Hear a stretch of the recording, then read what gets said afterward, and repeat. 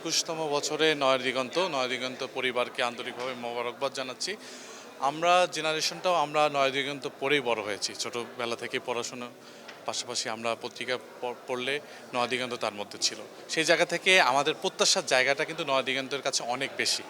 এবং দীর্ঘ ফ্যাসিবাদী আমলে যখন রাষ্ট্রযন্ত্র এবং গণমাধ্যম তারা ফ্যাসিস্টকে এত দীর্ঘকাল ধরে ক্ষমতায় মসনদে টিকে রাখার পিছনে তারা ভূমিকা রেখেছিল, সেই জায়গায় নয়াদিগন্ত এই অপরাজনীতি, এই হলুদ সাংবাদিকতার বাইরে গিয়ে নয়াদিগন্তের যে অবস্থান, এটাকে আমরা স্যালুট জানাই এবং আমরা আশা রাখবো আগামী দিনগুলোতে নয়াদিগন্তের যে অবস্থান ছিল সেটা তারা আরও বেশি সারা বিশ্বে ছড়িয়ে দিবে।